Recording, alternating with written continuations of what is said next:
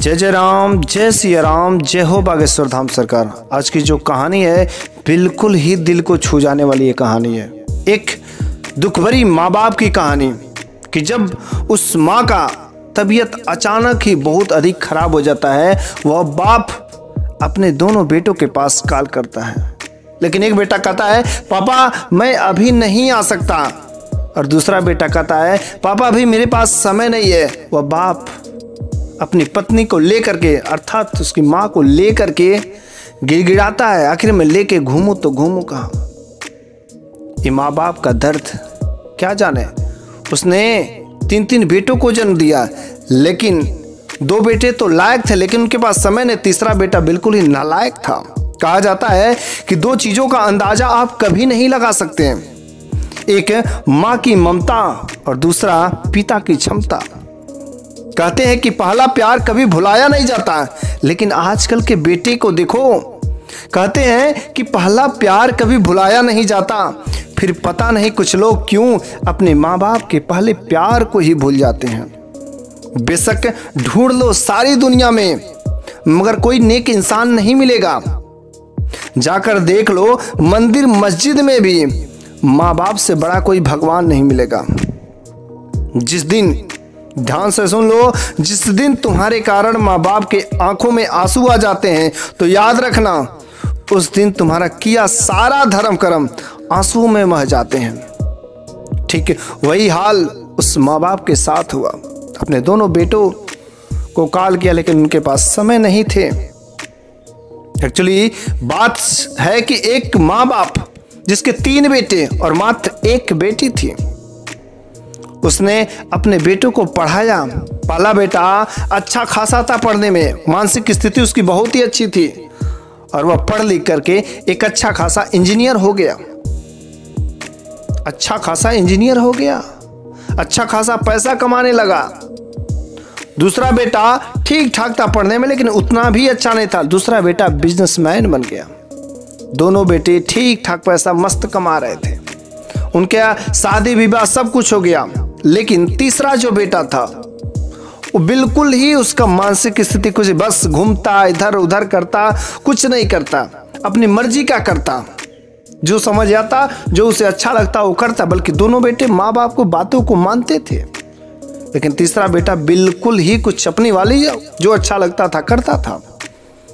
इस कारण से माँ बाप ने उस तीसरे बेटे का नाम ही रख दिया था नालायक बेटा, और उसको दूसरा नाम कुछ नहीं, बस कहाँ का नालायक बेटा। दोनों बेटों को इज्जत करता था, बड़े प्यार करता था, क्योंकि अब तो दोनों बेटे लायक हो गए थे। एक इंजीनियर, दूसरा बिजनेसमैन, अच्छे खासे पैसे कमाते थे। लेकिन शादी होने के बाद वे लोग कभी घर पर नहीं जल्दी आते थे कभी काल, बस माँ बाप के खर्चे के कुछ पैसे दे देते थे, माँ बाप उसी में गुजारा कर लेते थे। वे सब कहते थे पापा मैं आपको खर्चे के लिए पैसे पर्याप्त रूप से दे दूंगा, उसके लिए कोई दिक्कत की बात नहीं है। लेकिन तीसरा बेटा तो बिल्कुल ही नालायक बेटा था, कुछ काम धाम नहीं करता, इधर को घूमता उधर को घूमता, कोई उसे काम धाम नहीं था। तीसरे बेटे की भी किसी तरीके से शादी हो गई, लेकिन क्या करेंगे, जब दो लोग कमाते और तीसरा नहीं कमाता है तो देखा नहीं जाता है, पटीदारी हो जाती है, देखा देखी हो जाती है। क्या करे, उन भाइयों ने घर का बंटवारा कर दिया। अब वह जो नालायक बेटा था वह खेत में ही अपना एक झोपड़ी बना करके उसी में खेती बाड़ी करता और उससे अपने रोजी रोटी चलाने लगा। थोड़ी थोड़ी उसकी जिम्मेदारी आने लगी। लेकिन अचानक एक दिन अपना जो बाप था और उसकी माँ थी, घर में बैठी हुई थी, अचानक उसकी माँ की सांस जो है रुकने लगती है और बहुत तबीयत सीरियस हो जाता है। वह पिता अपनी पत्नी की हालत देख करके बहुत ही गंभीर हो जाता है। तुरंत वह अपने पहले बेटे जो इंजीनियर रहता है उसके पास कॉल करता है, कहता है पिताजी क्या बात है। तो बेटा तुम्हारी माँ की तबीयत बहुत ही अधिक खराब है, बहुत ही सीरियस है, अभी से हॉस्पिटल में एडमिट करना पड़ेगा, जल्दी मेरे को कुछ पैसों की व्यवस्था कर दो। पहला बेटा कहता है पिताजी अभी हम पार्टी अटेंड करने जा रहे हैं, अभी पार्टी अटेंड करेंगे, उसके बाद से समय बचेगा तो मैं आपको कॉल करता हूँ, लेकिन पैसे का एडजस्टमेंट कहीं से कर लीजिए, मैं बाद में पैसे दे दूंगा। और जैसे इतना बात कह करके पहला बेटा फ़ोन को कट कर देता है। वह सोचता है कि अभी तो अभी चाहिए पैसा, अभी मैं कहाँ से व्यवस्था करूँ। तुरंत वह दूसरे बेटे के पास कॉल करता है जो बिजनेसमैन था। दूसरा बेटा कहता है पापा जी अभी मैं मीटिंग में हूँ और अभी मेरे पास वैसे पैसे नहीं है, लेकिन 2-3 दिन में व्यवस्था करके आप कहीं से करा लीजिए माँ की दवा, मैं पैसे दे दूंगा। दोनों के दोनों बेटे ना तो आते हैं ना तो पैसा ही भेजते हैं। वह पिता इस हालत को देख नहीं पाता है और अपनी पत्नी को लेकर के सरकारी अस्पताल में जाता है।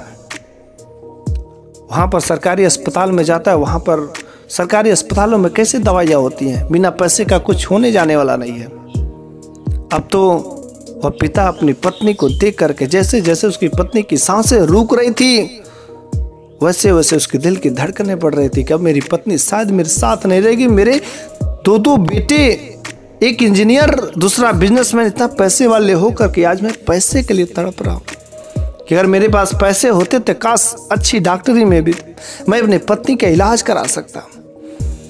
तब तक जो है एक कोने में देखता है कि जो नालायक बेटा था वह बैठा हुआ रो रहा है कि मेरी माँ की तबीयत इतनी खराब है, लेकिन पिता ने मेरे को बताया नहीं, कम से कम मेरे को एक बार तो याद किया होता कि इस नालायक बेटे को।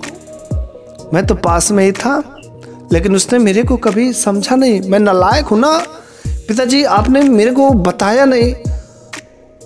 जैसे ही पिताजी के पैर को पकड़ने की कोशिश करता है, पिताजी अपने पैरों से झटकार करके उसे दूर कर देते, कहते तू नालायक है, तू क्या करेगा। लेकिन पिता की बातों को नहीं मानते हुए उसे अच्छा लगा। कहता कि नहीं पिताजी, आप आज मैं जो करूँगा मेरे को करने दीजिए। पिता समझता था इसके पास कुछ नहीं, नालायक है, लेकिन वह तुरंत जो अपनी माँ को वहाँ से ले जाकर के अच्छे हॉस्पिटल में एडमिट करता है और वहाँ पर ले जाकर अच्छे से दवाइयाँ कराता है। बाद में पता चलता है कि उसकी माँ की शरीर में खून की कमी है, खून ब्लड की कमी है। इधर उधर पूरे अस्पताल में ढूंढा जाने लगा, लेकिन कहीं ब्लड नहीं मिला। अंत में उस बेटे ने कहा डॉक्टर साहब आप मेरा ब्लड लीजिए, मेरी माँ का तबीयत ठीक हो जाना चाहिए, जैसे भी हो मेरी माँ को कुछ होना नहीं चाहिए। उस नालायक बेटे ने अपना ब्लड को डोनेट किया अपनी माँ के शरीर में। उसके बाद से जब माँ की तबीयत अच्छी खासी ठीक ठाक हो गई, उसके बाद से वह पिता अपने घर चला आया।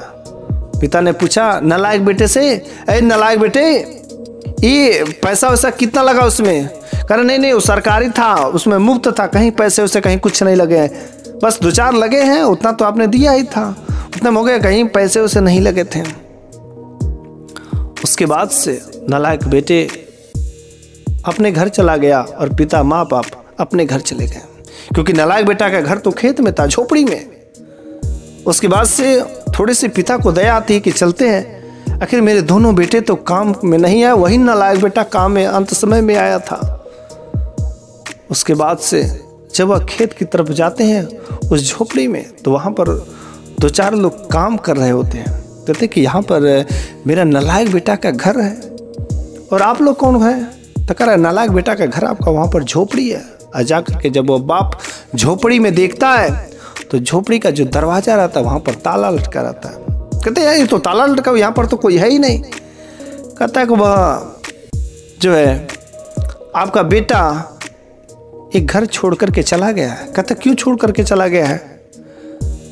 उस दरवाजे को तोड़ा जाता है और जाकर के अंदर देखता है तो घर में कोई सामान नहीं रहता है, सारा सामान वह बेच दिया रहता है।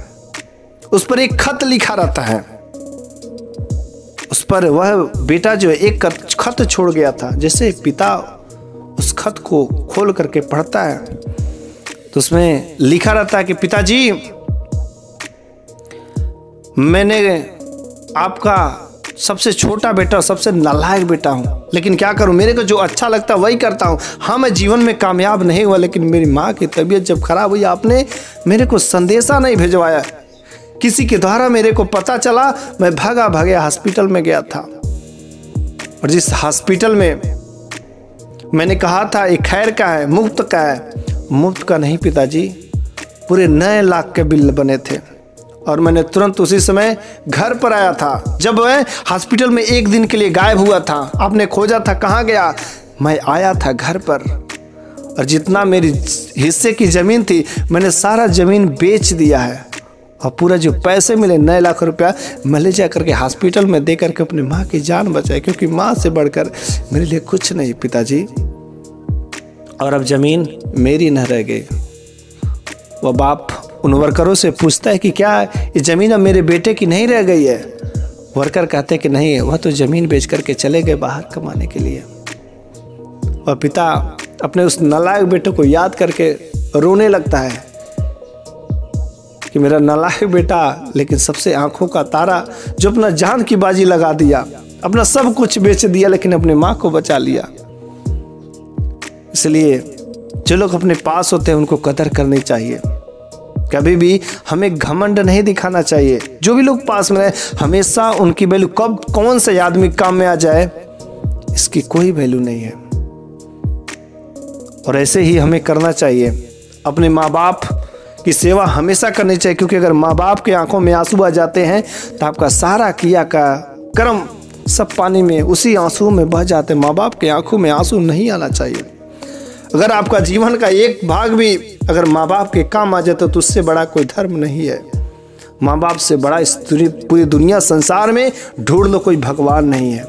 माँ बाप की सेवा प्रथम कर्तव्य होना चाहिए। जय जय राम, जय सिया राम।